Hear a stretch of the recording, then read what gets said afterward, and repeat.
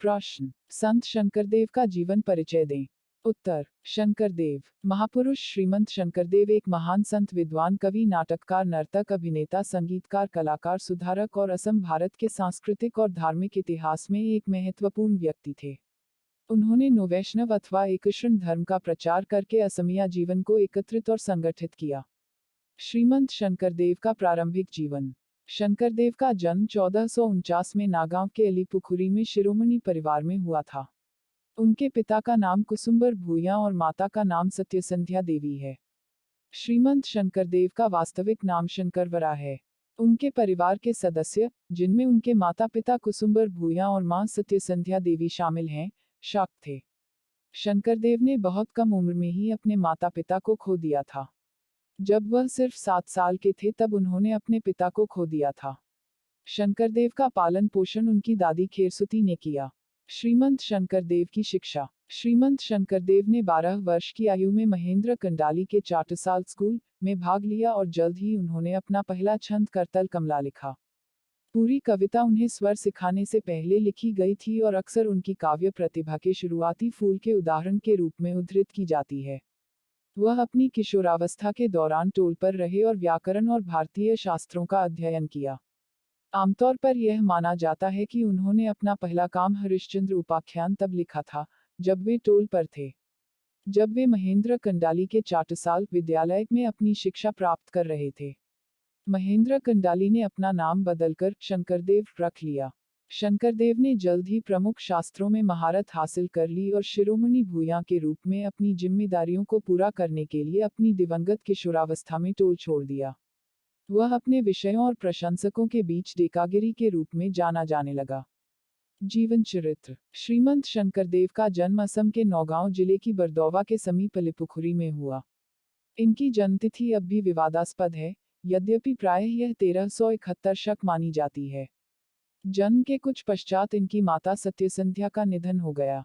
शंकरदेव ने अपनी पहली पत्नी सूर्यवती से तब विवाह किया जब वह 21 वर्ष की आयु में थे, और 3 साल बाद उनकी बेटी मनु का जन्म हुआ था, लेकिन लगभग 9 महीने बाद उनकी पत्नी की मृत्यु हो गई।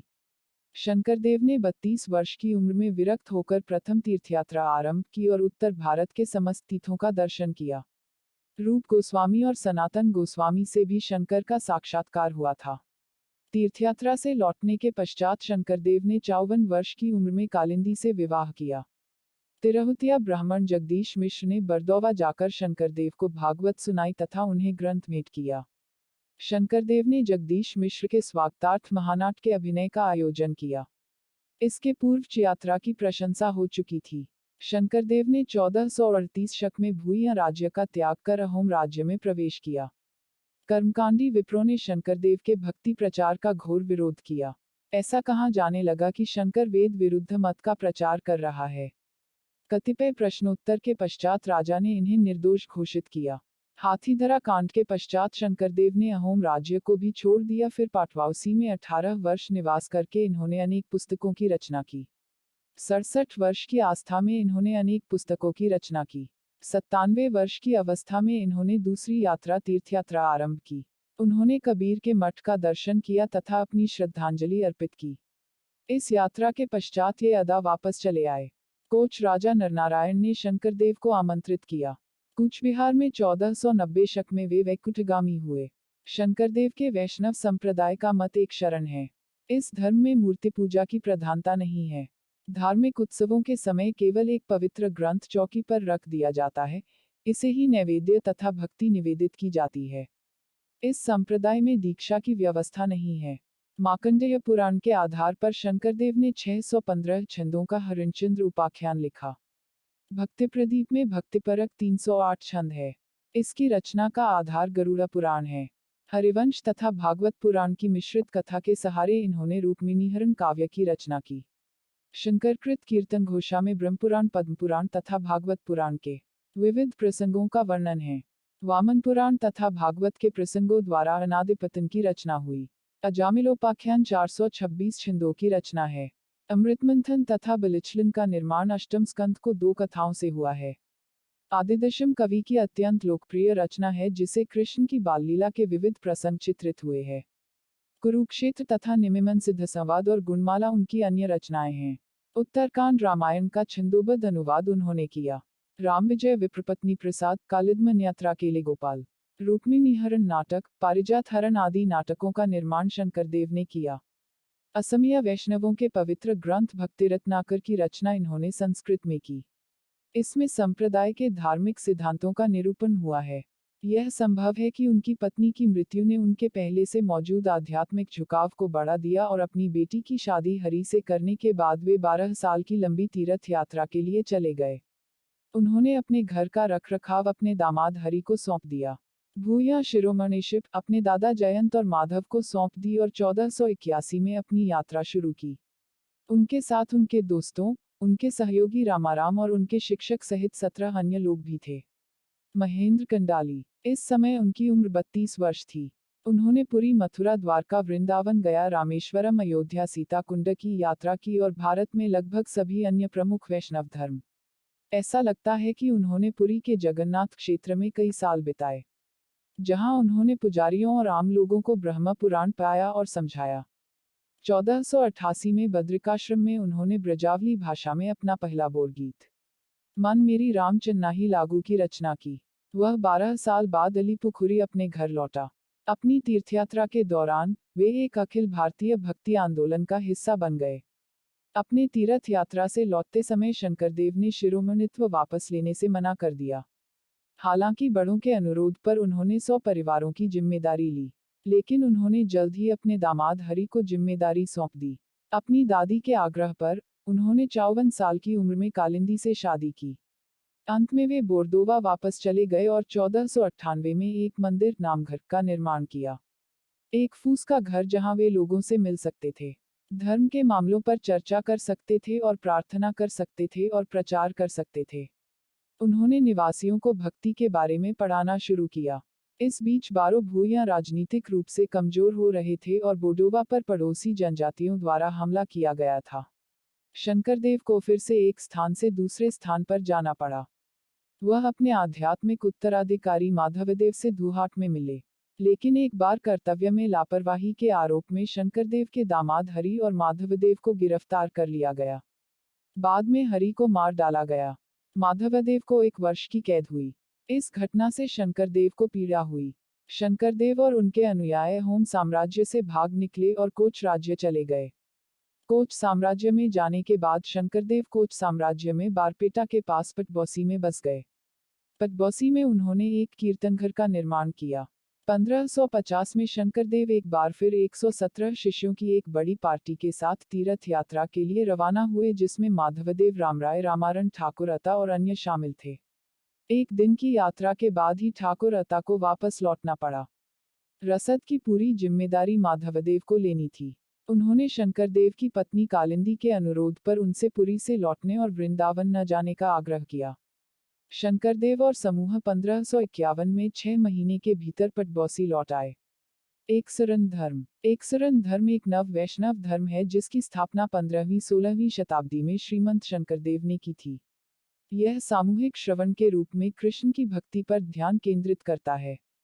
वैदिक कर्मकांड के बजाय उनके नाम और कर्मों को गाता है। इस धर्म का प्रमुख पाठ शंकरदेव का भागवत है, जिसका अनुवाद श्रीमंत शंकरदेव द्वारा संस्कृत भागवत पुराण से किया गया था। एकसरण धर्म ने दार्शनिक दृष्टिकोणों को व्यवस्थित रूप से लागू करने के बजाय भक्ति की धार्मिक प्रथाओं पर जोर दिया। भागवत पुराण के अनुसार कृष्ण सर्वोच्च सत्ता है। यही स्वयं एकसरण आराधना है। श्रीमंत शंकरदेव का नृत्य रूप। महापुरुष श्रीमंत शंकरदेव द्वारा स्थापित नृत्य रूप 15वीं और 16वीं शताब्दी में सत्रिया नृत्य है। इसकी उत्पत्ति सत्रों में हुई है और अब यह भारत के शास्त्रीय नृत्य रूपों में से एक है। वैष्णववाद के प्रचार के लिए सत्तारों की स्थापना की गई और बाद में वे असम के लोगों के लिए धार्मिक, सांस्कृतिक और सामाजिक केंद्र बन गए। प्रारंभ में अंकिया नाट्स का एक हिस्सा। यह नृत्य रूप सत्र शब्द से इसके नाम से लिया गया है। यह नृत्य रूप मूल रूप से सत्रास और नामघर में पुरुष भोकोटों द्वारा धार्मिक अनुष्ठानों के एक भाग के रूप में और दर्शन के प्रसार के लिए किया गया था। वैष्णववाद और कई शताब्दियों के लिए सत्र की 4 दीवारों के भीतर ही सीमित था। बाद में स्वर्गीय डॉक्टर भूपेन हजारिका, स्वर्गीय मोनीराम दत्ता आदि जैसी प्रतिष्ठित हस्तियों ने सत्रिया नृत्य को विकसित करने और बाहरी दुनिया में लाने में योगदान दिया। एक क्रांतिकारी परिवर्तन तब हुआ जब महिला नर्तकियों ने इस कला रूप का प्रदर्शन करना शुरू किया। अंत में 15 नवंबर 2000 में संगीत नाटक अकादमी ने सत्रिया नृत्य को भारत का शास्त्रीय नृत्य रूप घोषित किया। हालांकि कुछ भक्त सांकरी इस नृत्य रूप को सांकरी नृत्य कहते हैं। श्रीमंत शंकरदेव की साहित्यिक कृतियां। शंकरदेव ने बहुत बड़ी रचना की। उनकी भाषा स्पष्ट है, उनके छंद मधुर हैं, और उन्होंने जो कुछ भी लिखा उसमें भक्ति का संचार किया। उनकी महान कृति उनका कीर्तन घोष है, जो इतना लोकप्रिय है कि आज भी यह असम के कई घरों में पाया जाता है। इसमें सामुदायिक गायन के लिए कृष्ण की महिमा करने वाले कथा छंद शामिल हैं। अपने अधिकांश कार्यों के लिए उन्होंने उस समय की असमिया भाषा का उपयोग किया ताकि आम व्यक्ति उन्हें पढ़ और समझ सके। लेकिन उन्होंने अपने गीतों और नाटकों में नाटकीय प्रभाव के लिए ब्रजावली मध्यकालीन मैथिली का प्रयोग किया। उनके पवित्र गीतों को बोरगीत कहा जाता है। उनके नाटकों को अंकिया नाट और सत्रिया नृत्य के नाम से जाना जाता है। उस समय उनकी एक विशेषता थी। श्रीमंत शंकरदेव ने अंकिया नाट्स में नाटक के माध्यम से कहानी सुनाने की कला को अपनाया, जिसमें बड़े पैमाने पर भगवान कृष्ण और भगवान राम के जीवन का चित्रण किया गया है। चीन यात्रा उनकी पहली नाटकीय कृति थी। उनकी चीन यात्रा को दुनिया के पहले ओपन एयर नाट्य प्रदर्शनों में से एक माना जाता है। चीन यात्रा शायद एक नृत्य नाटिका थी और उस शो का कोई पाठ आज उपलब्ध नहीं है। मंच पर एक स्त्राधारा कथावाचक की उपस्थिति, मुखौटों का उपयोग आदि जैसे नवाचारों का उपयोग बाद में बर्टोल्ट ब्रेख्त के नाटकों में किया गया। ये सांस्कृतिक परंपराएं अभी भी असमिया लोगों की विरासत का एक अभिन्न हिस्सा हैं। अन्य साहित्यिक कृतियों में भागवत पुराण की 8 पुस्तकों का प्रतिपादन शामिल है, जिसमें आदि दशम हरिश्चंद्र उपाख्यान उनका पहला काम, भक्ति प्रदीप, निमि नवसिद्ध संवाद, राजा निमि और 9 सिद्धों के बीच बातचीत शामिल हैं। भक्ति रत्नाकर संस्कृत छंद ज्यादातर भागवत से एक पुस्तक में संकलित। अनादि पटना ब्रह्मांड और संबद्ध ब्रह्मांडीय मामलों के निर्माण के विषय के रूप में गुणमाला और कालिया दमन जैसे कई नाटक, पत्नी प्रसाद, केली गोपाल, रुक्मिणी हरण, पारिजात हरण और राम विजय, कुरुक्षेत्र यात्रा और श्री राम विजय। इस प्रकार उनके 120 वर्षों के उनके दीर्घ जीवन काल में महान भक्ति साहित्य का उत्कर्ष हुआ। जब उन्होंने 12 वर्ष की आयु में स्कूल जाना शुरू किया था तो उन्होंने भगवान विष्णु की स्तुति में एक कविता लिखी, जिसे करताल कमला कमला डाला नैना कहा जाता है।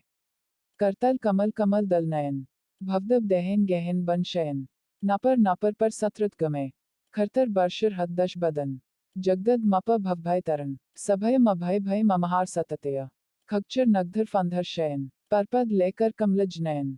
बिना किसी स्वर का उपयोग किए उन्होंने यह कविता लिखी, क्योंकि उन्होंने उस समय तक उन्होंने केवल व्यंजन ही सीखे थे। निष्कर्ष, शंकरदेव ने असम के धार्मिक और सांस्कृतिक जीवन पर एक अमिट छाप छोड़ी। अपनी शिक्षाओं के माध्यम से उन्होंने विभिन्न जातियों और लोगों के समूहों को एक सांस्कृतिक इकाई में एकजुट किया।